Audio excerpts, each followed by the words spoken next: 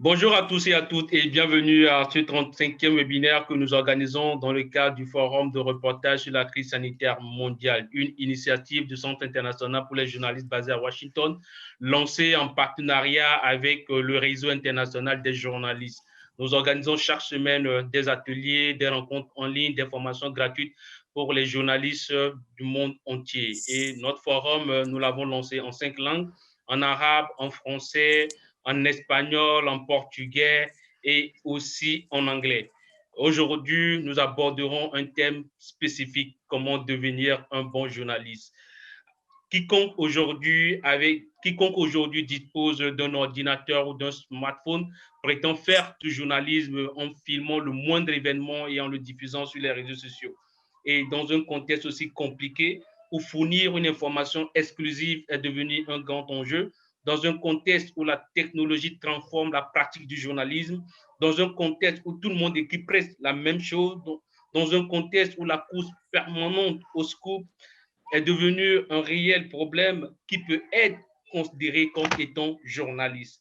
Comment devenir un bon journaliste et comment s'assurer une belle carrière dans ce métier, sachant que le journalisme n'est pas un métier comme les autres.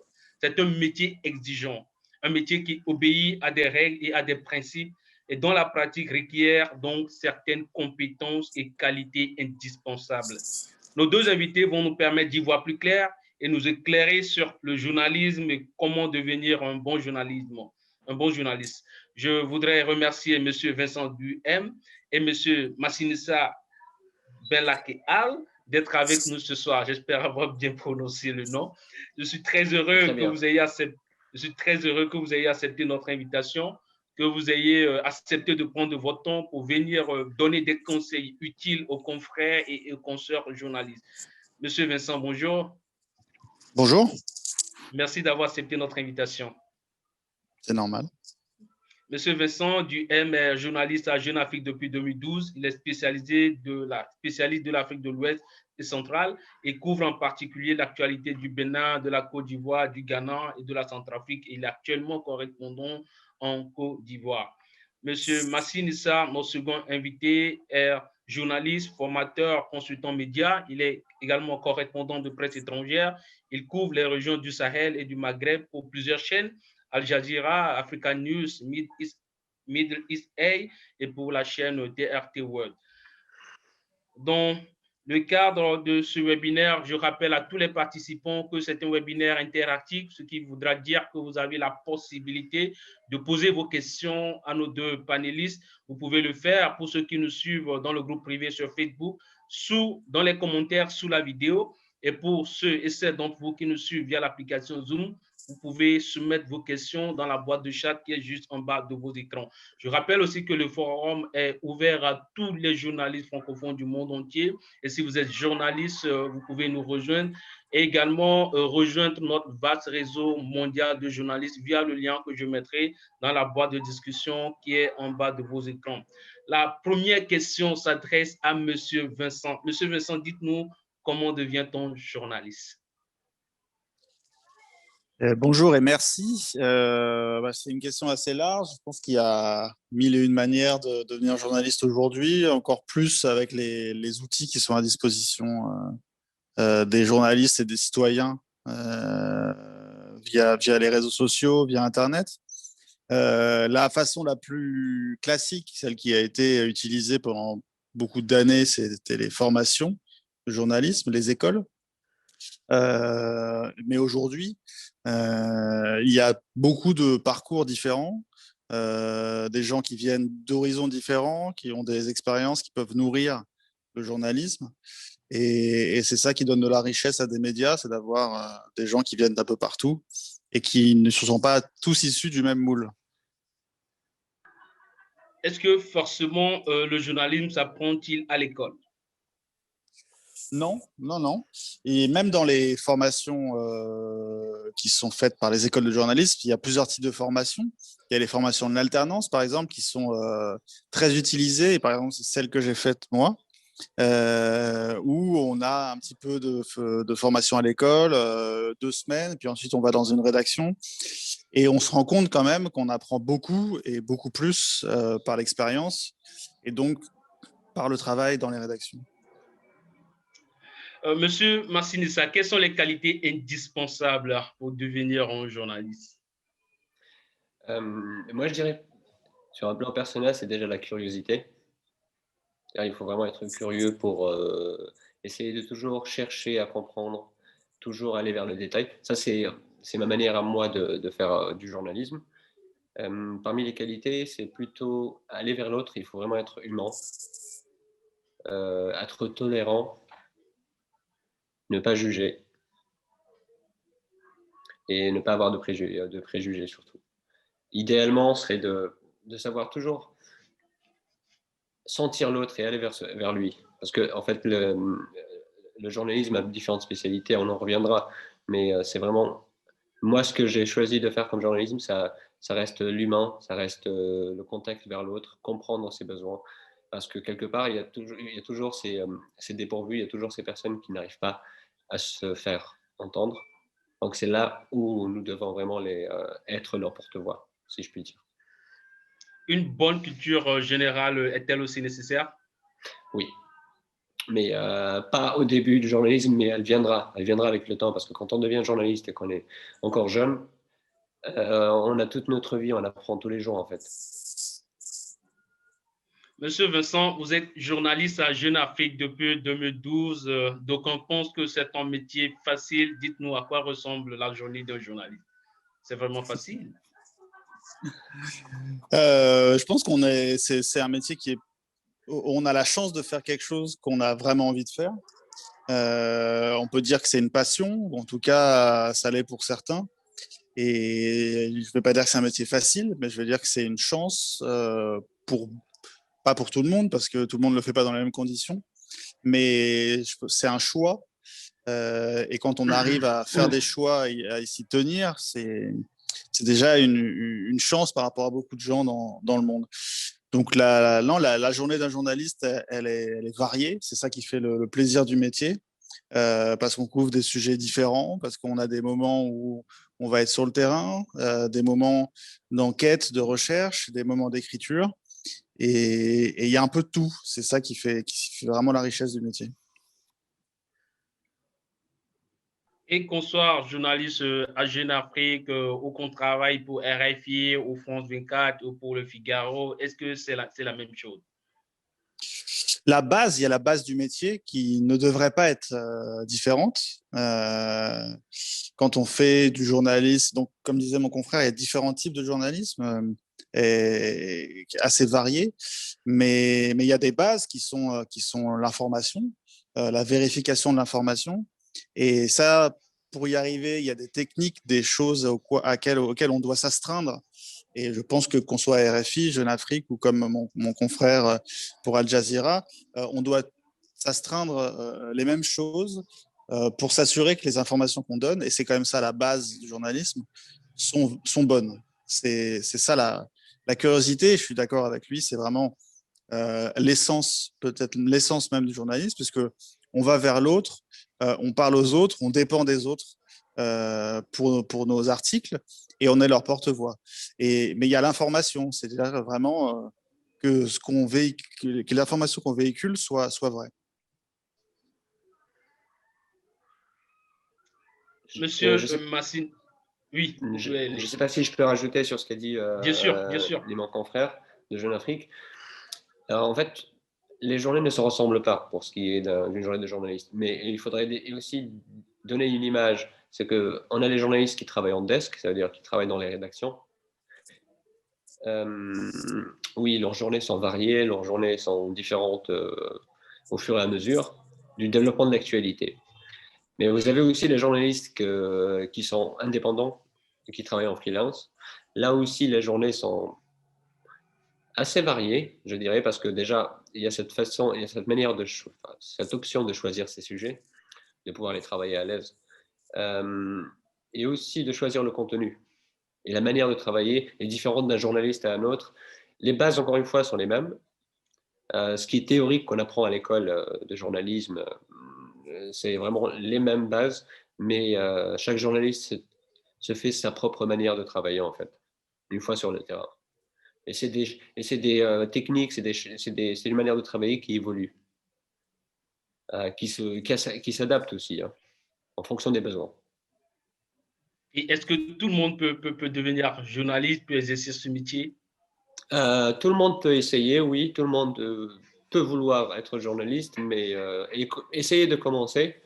Je ne vais pas fermer les portes, mais ce que je veux dire, c'est il faut juste, tout le monde ne peut pas avoir la patience de le faire. Voilà. C'est un métier où où il y a beaucoup de concurrence parce que c'est, comme on dit, un métier de passion qui donne envie à beaucoup de gens. Et donc, il peut y avoir des moments où voilà, il y a beaucoup de gens qui veulent faire ce métier-là avec un contexte économique ces dernières années qui n'avait pas été facile. Donc, à la fois dans les rédactions, des difficultés pour entrer dans la rédaction, et puis pour ceux qui sont indépendants, beaucoup de journalistes basés aux mêmes endroits, travaillant peut-être sur des sujets un peu similaires, donc de la place pour moins de gens et moins de facilité, moins de possibilités de vendre ces sujets, donc des conditions de travail plus difficiles, devoir accepter aussi des conditions de travail plus difficiles parce que sinon quelqu'un d'autre prendra notre place. C'est ça aussi qu'il faut prendre en compte. Et, je pense que pour ajouter sur ce que vient de dire Vincent, c'est vraiment l'idée d'accepter d'en faire son gagne-pain, et d'où la patience, parce que depuis quelques années, je dirais que les rédactions ont commencé un peu à réduire leur budget, notamment pour les freelances. Je parle des freelances surtout, ce qui est mon cas, ce qui nous affecte énormément en fait. Beaucoup ont changé complètement de métier. Beaucoup de mes amis l'ont fait, beaucoup de nos confrères l'ont fait aussi. Moi, ce que je voulais dire, c'est que il faut vraiment avoir de la patience pour tenir le coup, parce que c'est des hauts et des bas. Oui, certes, chaque journée est différente, mais chaque mois n'est pas le même. Il y a des hauts et des bas. Il faut savoir vivre avec. C'est vrai qu'il Monsieur faut Vincent, faire la différence entre, excusez-moi, entre les journalistes qui sont dans les rédactions et les pigistes. Comme l'a dit mon confrère, hein, en rédaction, on a une certaine sécurité de l'emploi. Donc, ça change la vie au quotidien. Après, on a plus de restrictions qui sont liées au fait qu'on est dans une entreprise et que ça doit être un journal ou une radio, ça reste une entreprise. Et on a moins cette liberté-là du quotidien que peuvent avoir les journalistes pigistes, moins aussi dans le choix des sujets, même si c'est aussi le cas quand on est en rédaction, mais bon, voilà, il y a aussi des gens qui nous encadrent plus que quand on est indépendant. Monsieur Vincent, est-ce à dire que c'est un métier qui ne recrute pas assez? Ça dépend, je pense que ça dépend où dans le monde et en fonction des médias.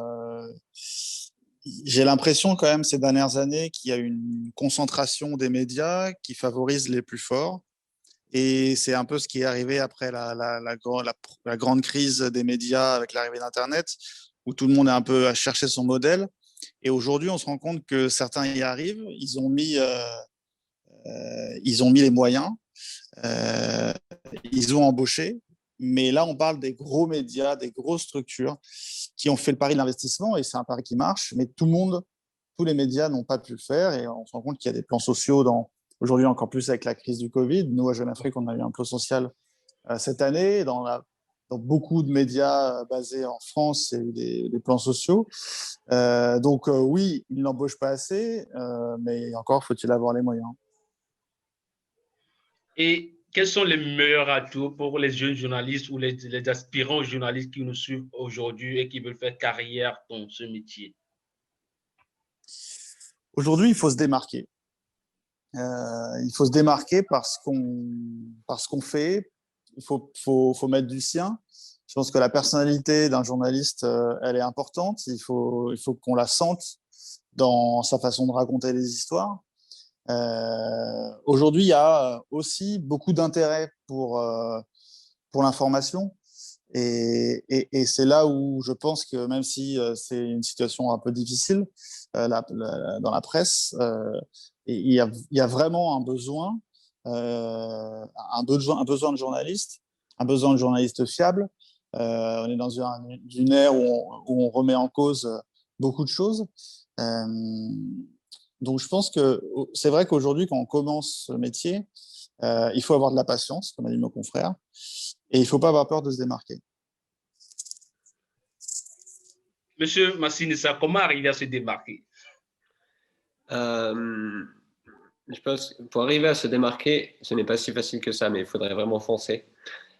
Souvent tête baissée, se cogner la tête contre le mur. Je donnerais cette image comme ça, mais il faut pas désespérer parce que, encore une fois, surtout quand on commence ou quand on a l'idée de commencer, on voit souvent les obstacles. Mais idéalement, pour se démarquer, il faudrait choisir des sujets qui, encore une fois, qui font la différence, pas des sujets de. Moi, personnellement, je ne choisirais pas des sujets politiques, par exemple, pour essayer de me démarquer. J'irais plutôt vers des sujets qui sont un peu plus Vers d'actu, mais l'investigation, par exemple? ça prend du temps. Ça, c'est une autre étape. On en reviendra peut-être après, mais là, c'est une autre étape. Moi, j'aurais peut-être fait le choix d'aller vers des sujets de société, de jeunes. Ça, oui, on peut se démarquer avec ce genre de société. Des musiciens, des sujets de culture, par exemple, de la migration, qui est actuellement la question la plus importante. Mais surtout,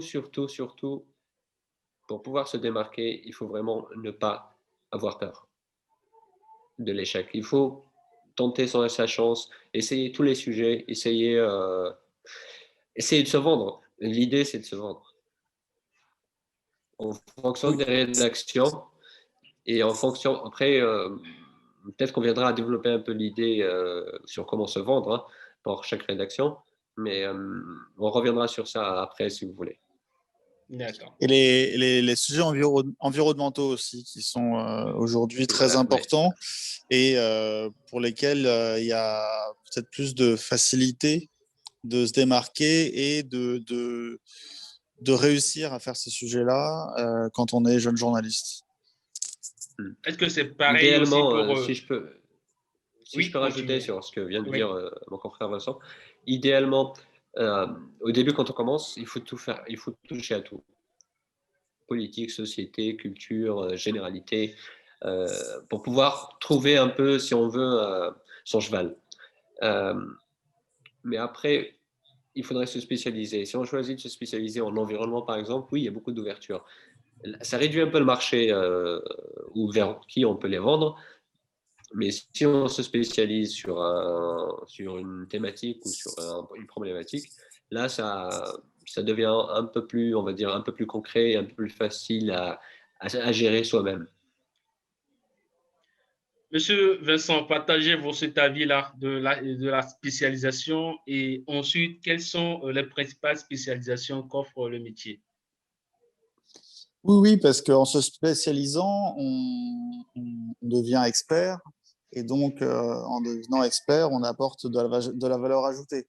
Et c'est ça qui est important. C'est-à-dire que dans un monde médiatique où il y a beaucoup de journalistes, beaucoup de bons journalistes, si on veut se démarquer, il faut qu'on ait des informations plus sûres que les autres, soit une spécialité, une expertise que les autres n'ont pas.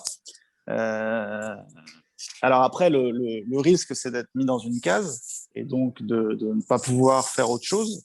Mais je pense que pour commencer, c'est vrai que c'est important. Et puis, en fait, je pensais à ça quand on parlait de patience. Il faut se rendre compte que la majorité des journalistes qui aujourd'hui exercent et arrivent à exercer leur métier comme ils le souhaitent ont eu des années difficiles, ont eu soit au début, soit après. Et il y a toujours eu plusieurs années, plusieurs mois ou plusieurs années où il faut s'accrocher, où ce qu'on va faire, c'est pas totalement ce qu'on voulait faire au départ, mais on est parfois obligé d'y passer un petit peu pendant un petit moment, soit parce qu'on va aussi apprendre des choses en le faisant, soit parce que c'est une étape obligatoire et que parfois il faut ronger un peu son frein. Et c'est dans ce moment-là où il ne faut pas se décourager de pouvoir faire son métier comme on l'entend. Et quel est selon vous le portrait d'un bon journaliste, le profil?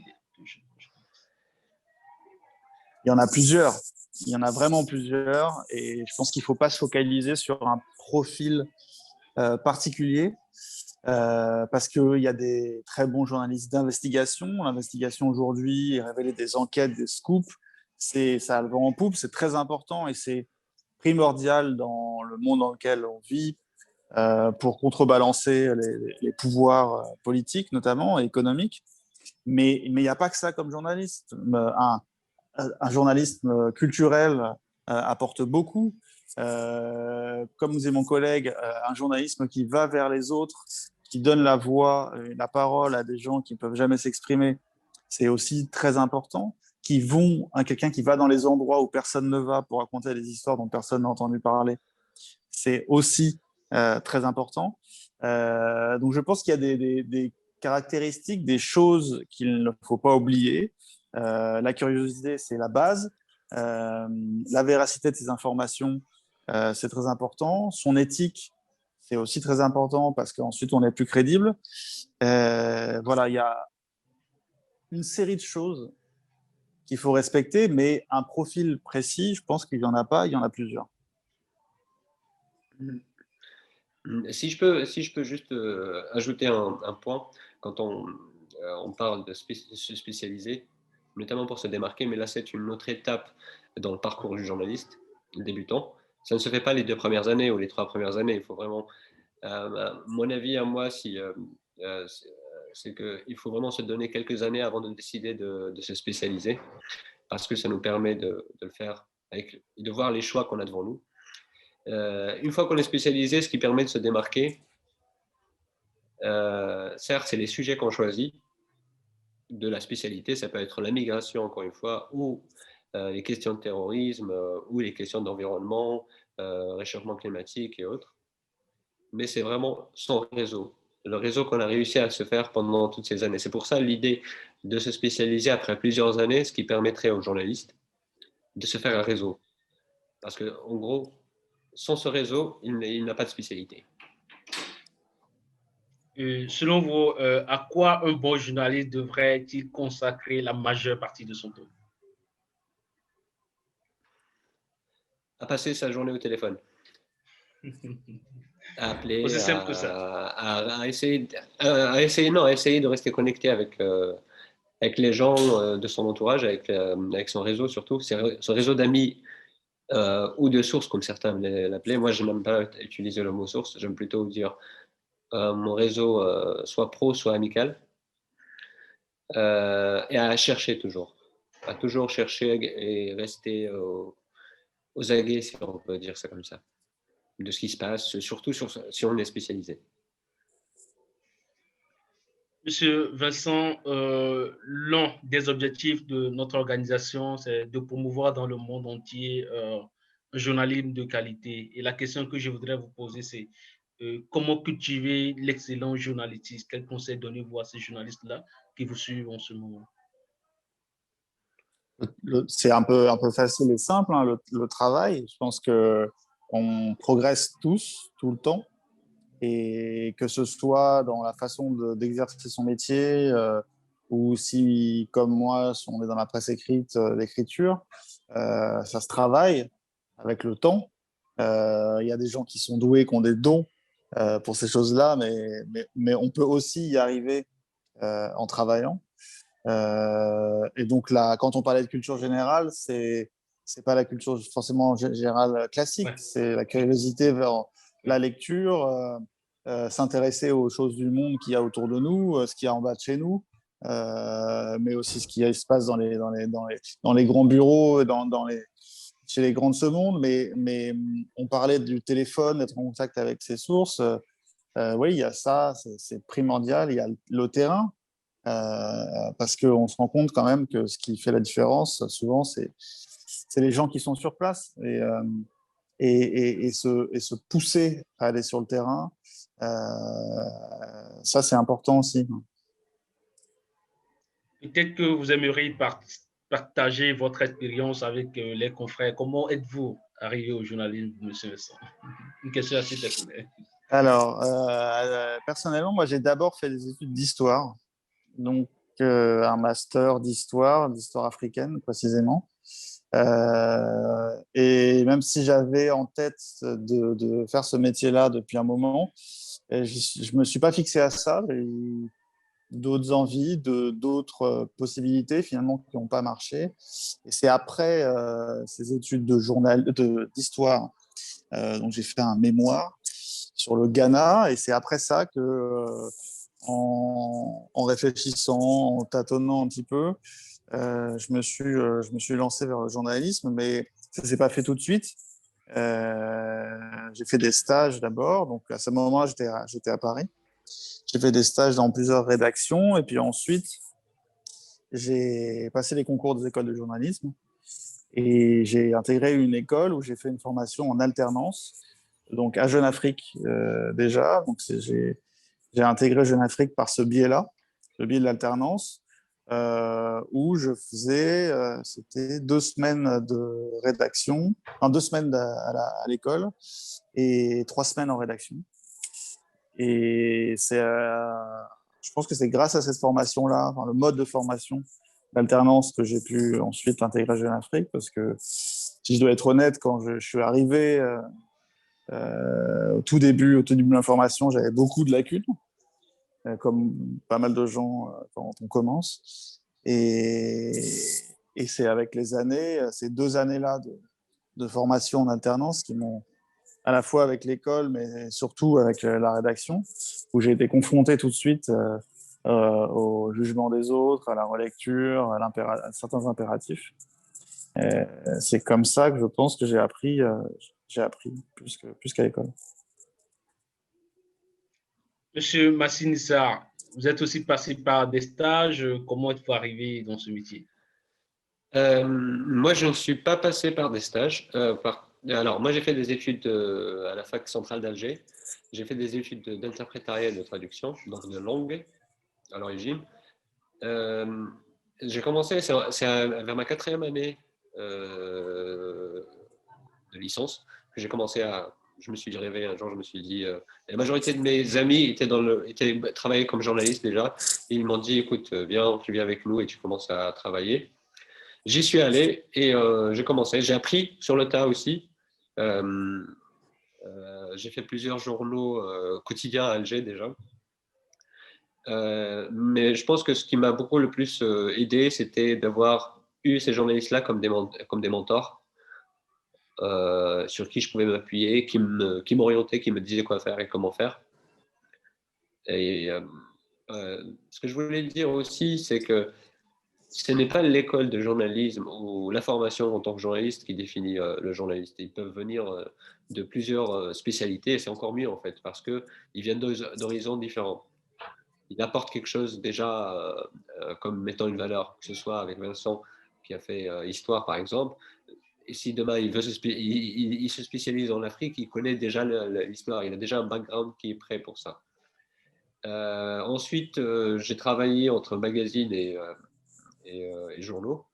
En gros, c'était un apprentissage permanent. Nous avons tous fait des fautes, des erreurs. On a appris avec le temps. D'où la patience et d'accepter la critique surtout, parce que beaucoup de journalistes n'acceptent pas la critique. Euh, Idéalement, moi, je pense qu'on ne commence pas journaliste, on commence apprenti, on remonte, un peu comme dans les agences de presse. Il y a un titre à tout. Le journaliste est le dernier de tous les postes. Donc oui, ça vient avec le temps. Monsieur Vincent, vous dites tout à l'heure que vous étiez au Ghana, où vous avez fait une thèse. Le Ghana est un pays anglophone. Est-ce que pour les journalistes, il faut forcément être peut-être bilingue ou multilingue pour exceller dans le métier?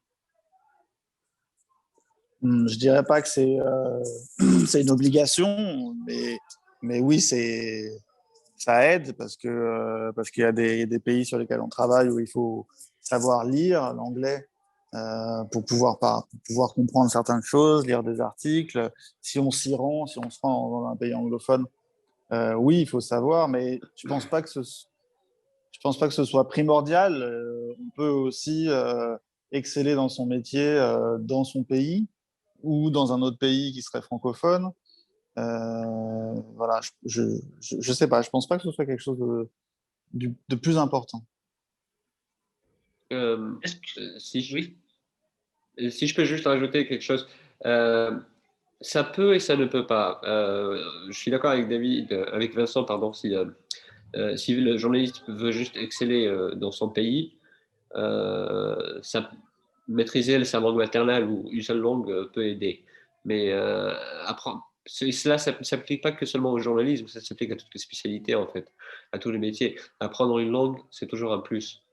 Et ça ouvre des marchés. Alors, pour les freelances, par exemple, pour les indépendants, les journalistes indépendants, que ce soit l'arabe ou le français ou l'anglais ou d'autres dialectes, c'est toujours un nouveau marché pour eux. Donc, en gros, c'est toujours un plus. Nous avons une question qui nous vient d'un participant. Elle s'adresse à M. Vincent. Comment éviter la routine dans la pratique de ce métier?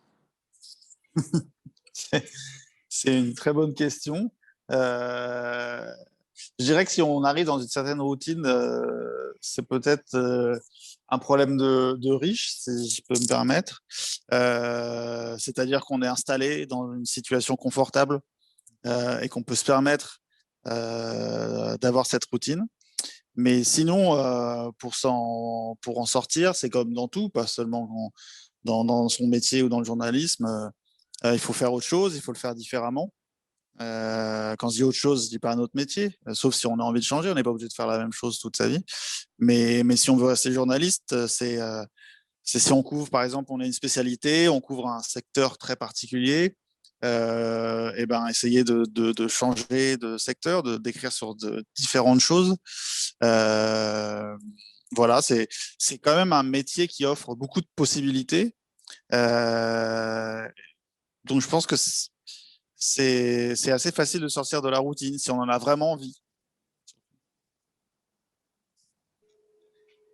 Monsieur Massinissa, il y a une autre question. Elle nous vient également d'un autre participant. Elle est un peu longue, je la lis assez rapidement. Est-ce qu'il vous est arrivé un jour de vous dire d'abandonner ce métier? Parce que cela m'est déjà arrivé. Et quel conseil donneriez-vous à cette personne-là qui est passionnée de ce métier, mais qui parfois le contexte local ne l'aide pas à vivre du journalisme? Euh, je ne dirais pas que l'idée ne m'est pas venue au bout de 13-14 ans de journalisme, mais il ne m'est pas arrivé d'abandonner. L'idée m'a traversé l'esprit, j'avoue. Et je comprends que c'est ce que je disais tout à l'heure, c'est que c'est arrivé à beaucoup de confrères qui ont complètement dû changer de métier, qui ont fait une reconversion. Certains ont ouvert des sociétés de construction, mais certains ont ouvert des boutiques. Chacun a fait comme il pouvait. Et oui, c'est le contexte ou le pays dans lequel il se trouve qui définit ça. Moi, je dirais, alors quel conseil est-ce que je pourrais donner à cette personne-là qui est passionnée de ce métier, mais que le contexte local n'est pas là favorablement pour aider le journaliste à vivre.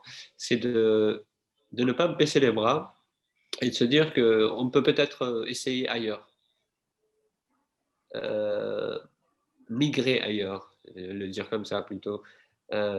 Si vous êtes dans une zone ou dans une ville où vous voyez que le contexte, que ce soit politique, sécuritaire ou sociétal, ne le permettent pas, ou économique évidemment, dites-vous peut-être qu'il y aura de l'espoir ailleurs. Essayez ailleurs, essayez, mais surtout de ne pas se déconnecter de ses confrères, de discuter avec eux. S'ils sont déjà installés ailleurs, ils pourront vous aider, ils pourront vous assister. Une autre question, celle-ci, elle est pour M. Vincent. Bonjour, je suis journaliste à Bouaké, en République, en Côte d'Ivoire. Comment le journaliste indépendant en région peut-il travailler avec des grandes chaînes ou des organes, puisque généralement, on se focalise sur ceux qui sont à la capitale? La question vient d'un journaliste freelance, collaborateur de radio et basé à Bouaké, en Côte d'Ivoire. J'ai pas très compris. Il parle de comment un journaliste Voilà, indépendant comment basé en province. voilà, peut travailler avec des grandes chaînes, sachant que généralement, les médias sont intéressés par les nouvelles de la capitale. Alors, il y a différentes façons. La première qui est pas forcément toujours très confortable, mais beaucoup de journalistes de médias internationaux ont besoin, recherchent des capteurs un peu partout dans les pays qu'ils couvrent et utilisent ce qu'on appelle des fixeurs. Donc, quand ils se rendent dans une ville qu'ils ne connaissent pas, ils vont demander à un journaliste, souvent local, de l'aider un petit peu à préparer le terrain, à rencontrer des gens. Donc ça, c'est une facette du journalisme un peu méconnue, mais voilà, c'est payé, quoi. C'est les gens, quand on demande à quelqu'un de faire ça, c'est rémunéré. Il y a aussi quand je sais qu'à RFI, il y a des correspondants, et l'AFP aussi ont des correspondants locaux, c'est-à-dire des gens qui ne sont pas au sein de la rédaction, mais qui sont rémunérés à la pige à des moments précis, quand il y a des choses qui se passent dans les villes concernées. Ensuite, c'est vrai que dans beaucoup de pays, les médias sont centralisés et ils sont centralisés dans la capitale. Et je pense que un peu partout, sauf dans les grands pays où il y a des médias conséquents partout, comme aux États-Unis ou dans d'autres pays comme ça.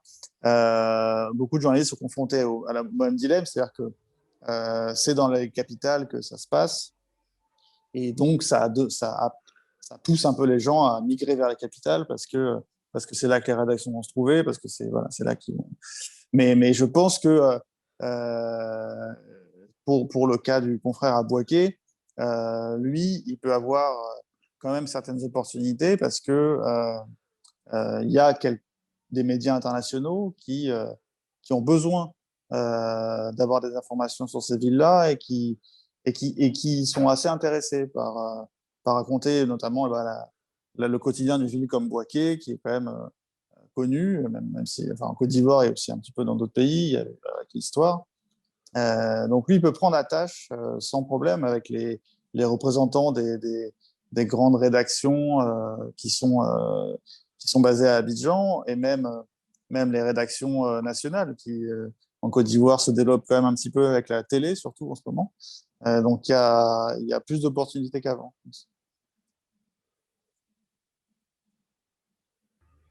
Monsieur Massinissa, vous aviez parlé du réseautage et un confrère voulait en savoir plus.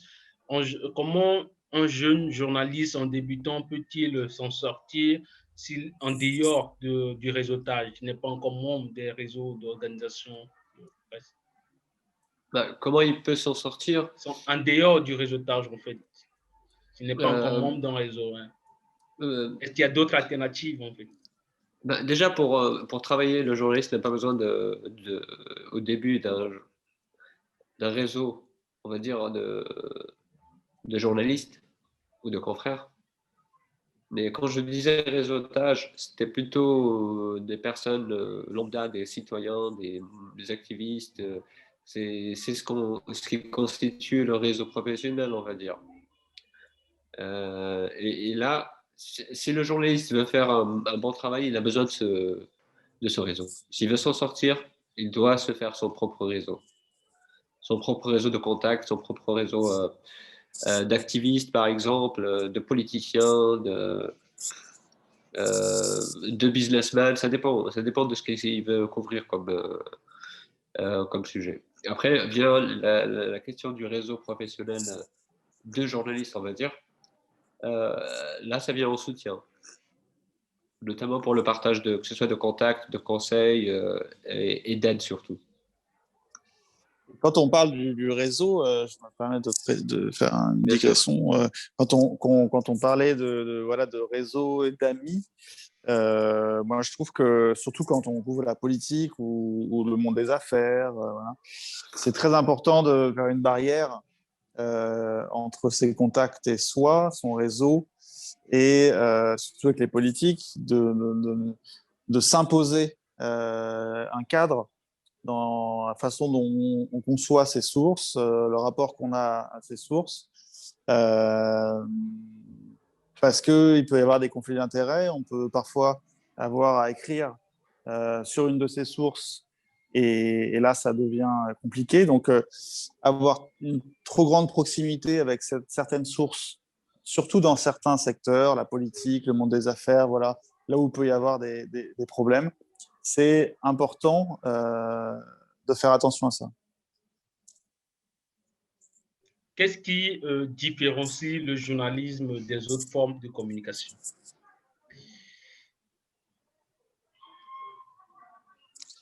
C'était adressé à Comment qui? on le fait? Je pense que c'était à qui voudrait répondre en premier. Oui, Moi, je pense que c'est la manière avec laquelle on le fait et le public auquel il est destiné. Monsieur Vincent. Oui, et je pense que c'est très important de faire la différence entre le journalisme et la communication. Euh,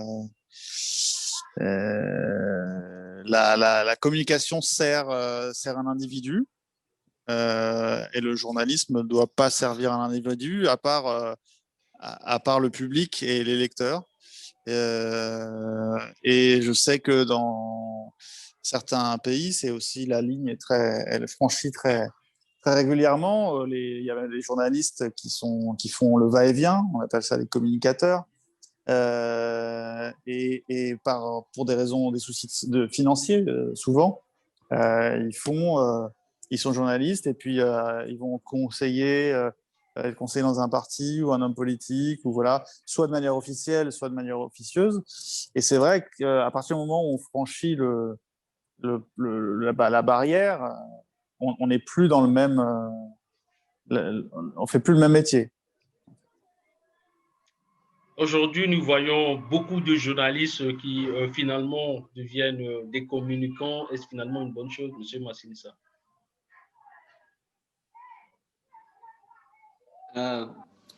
Qui deviennent, ça, on pourra pas les juger en fait. C'est un choix que je respecte. Personnellement, je ne le ferai pas, mais c'est un choix que je respecte.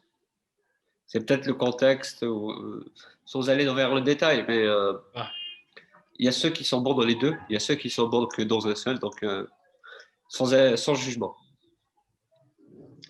C'est une question qui nous ramène à l'essence même du journalisme. Est-ce que le journaliste doit servir en priorité les citoyens? Est-ce qu'il a une responsabilité vis-à-vis du public?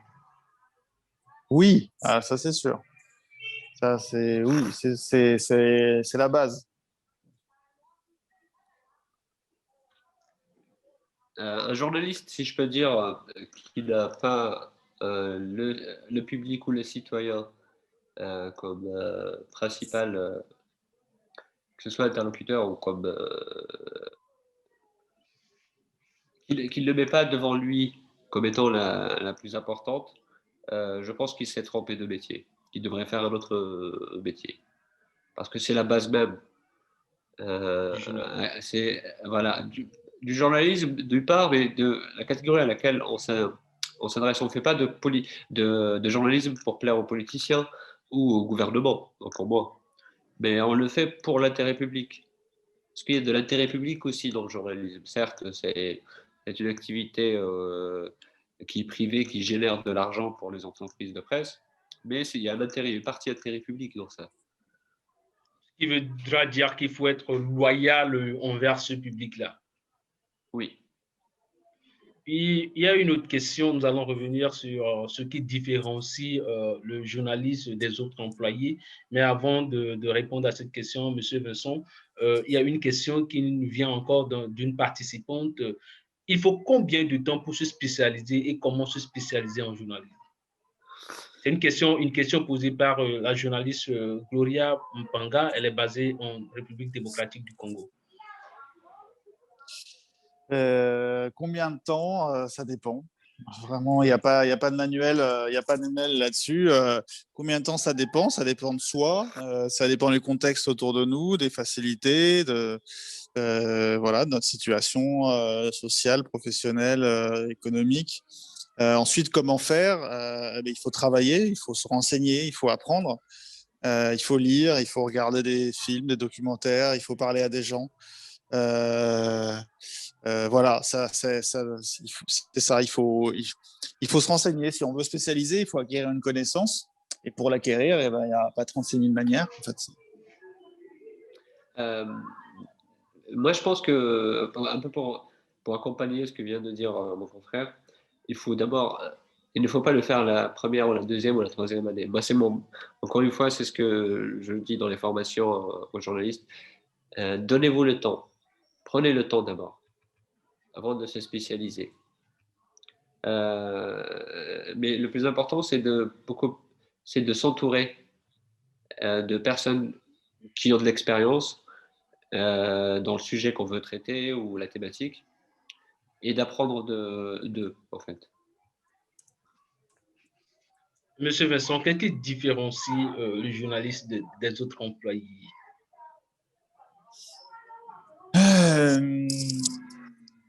Je pense que ce qui les différencie, c'est que le travail qu'on leur demande est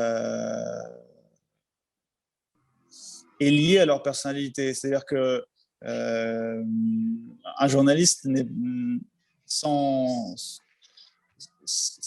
jugement pour les autres métiers, vraiment, hein, mais ne peut pas être un employé de bureau qui va seulement faire ce qu'on lui dit de faire. On attend d'un journaliste qui s'implique lui-même dans son sujet et dans la façon qu'il aura de le raconter. Donc, s'il écrit, souvent, la façon qu'il va avoir d'écrire va un peu refléter sa personnalité. Voilà, il y a des pattes. Il y a des pattes journalistiques. On va reconnaître certains styles de certains journalistes. Donc, c'est ça. Ce qui est différent, je trouve, c'est que la barrière entre le privé, le personnel et le professionnel, à mes yeux, elle est plus infime pour les journalistes que dans d'autres métiers où certains ont des vies totalement différentes au bureau et en dehors du bureau. Là, tout est un petit peu mélangé. Si je peux ajouter quelque chose, c'est qu'un journaliste, comparé aux autres emplois, n'a pas des horaires de bureau. Il n'a pas 8 heures par jour. Il peut avoir 2 heures par jour, il peut avoir 24 heures, ça dépend. Monsieur Vincent, une autre question du journaliste Patient Lucusa. Est-ce qu'il vous arrive de penser que les réseaux sociaux fassent le métier de journaliste? Faire le métier, non, mais il l'aide, oui. Après, il y a des gens qui se sont révélés sur les réseaux sociaux, et ça, c'est peut-être aussi une autre opportunité pour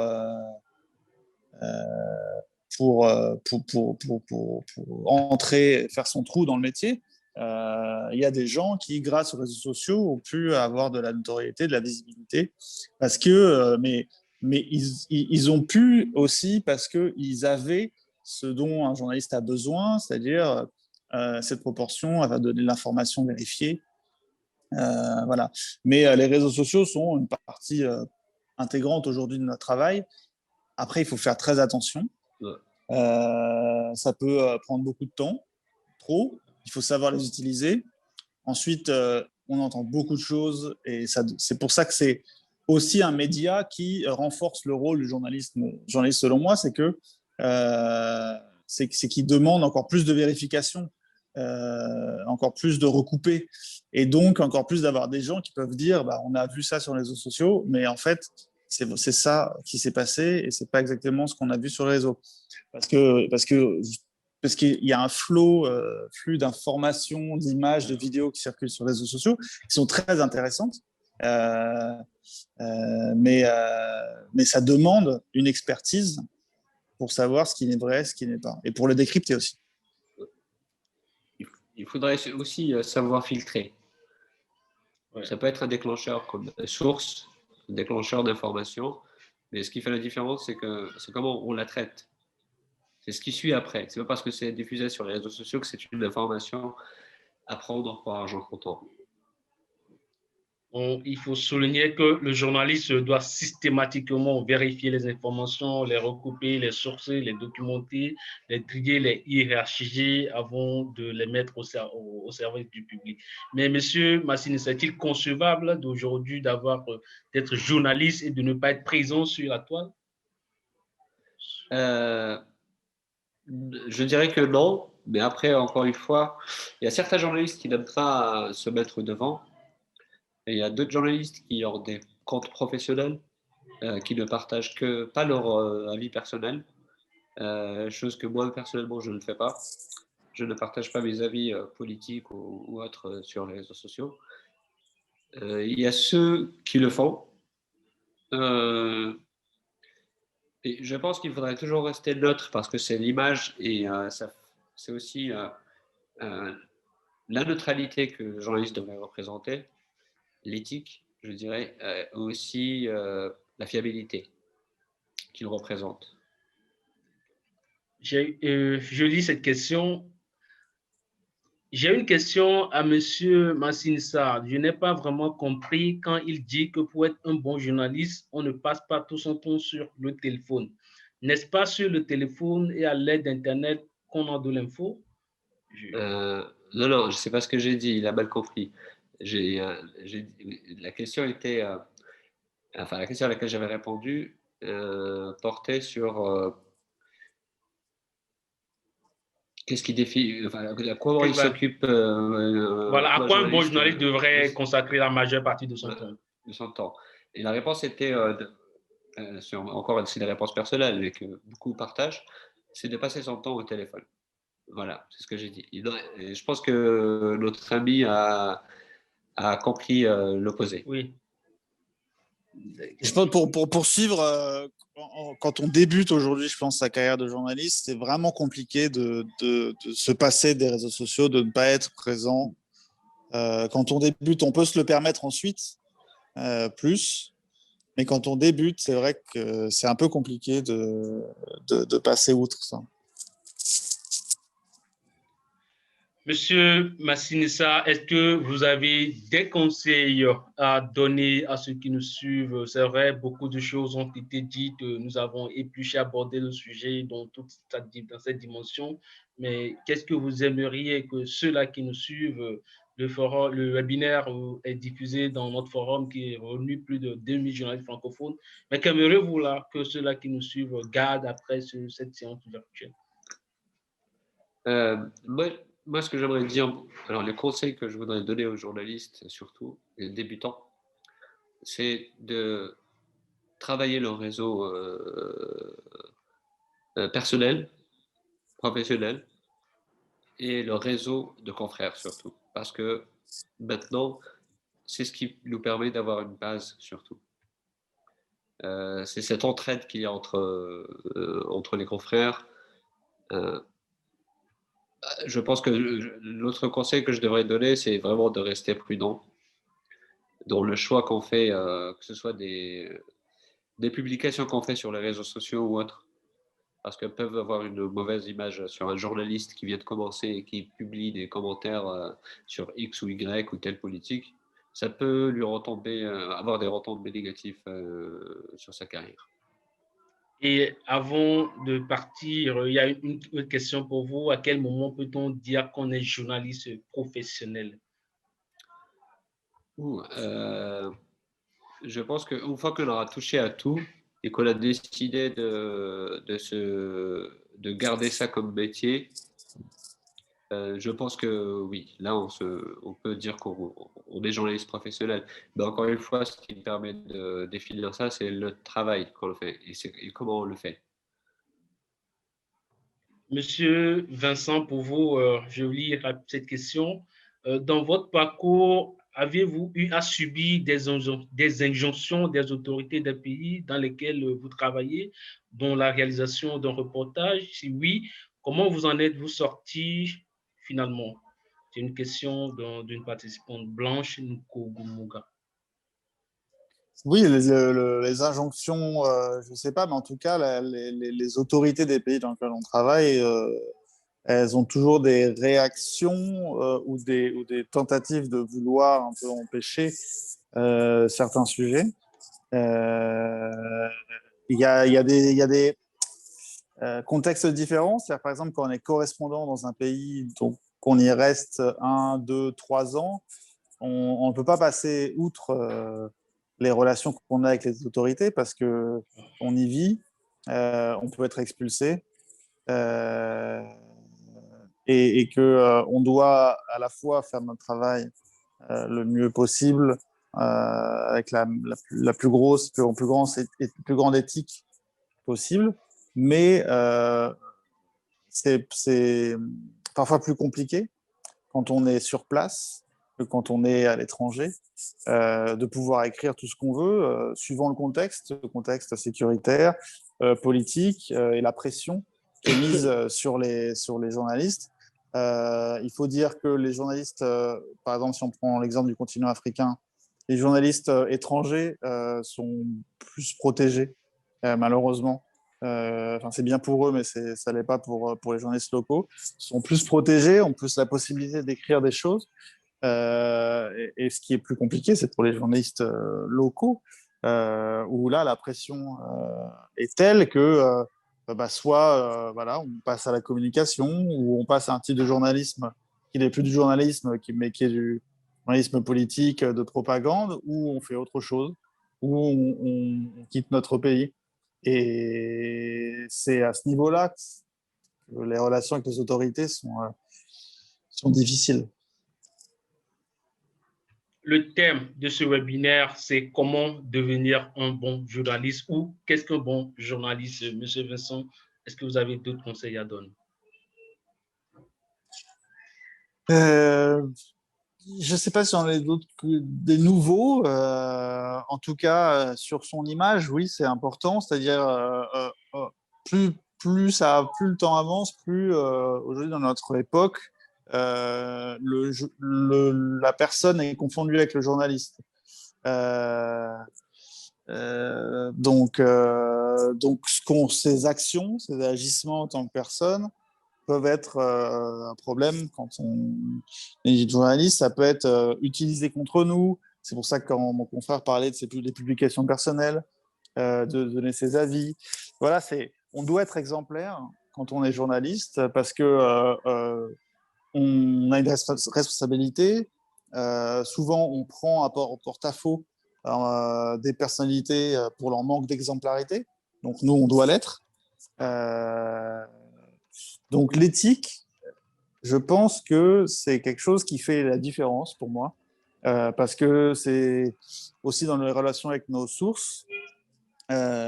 C'est très important. Quand on arrive à avoir des sources développées avec des personnes, c'est aussi parce qu'elles se rendent compte qu'on peut nous faire confiance, qu'on a une certaine éthique. Et c'est ce qui fait qu'elles peuvent nous dire des choses qu'elles ne seraient pas censées nous dire au départ.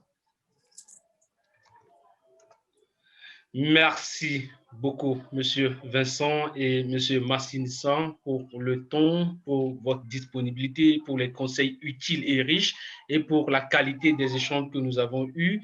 Merci encore. Nous rappelons à tous les participants que nous avons lancé un court questionnaire, un petit sondage. Je viens d'envoyer le lien dans la boîte de discussion.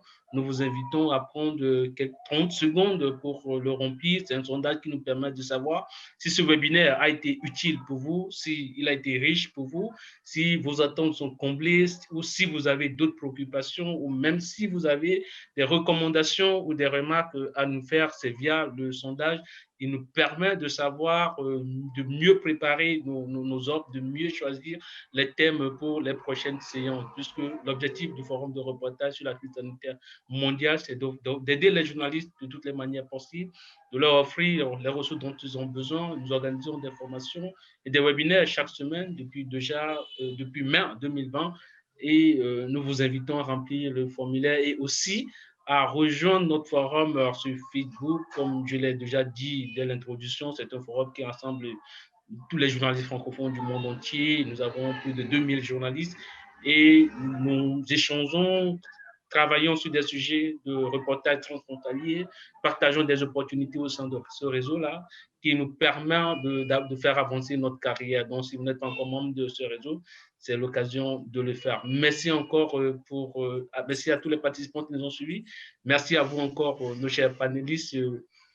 On se dit au revoir et rendez-vous la semaine prochaine où nous aborderons un autre thème, les femmes et les médias.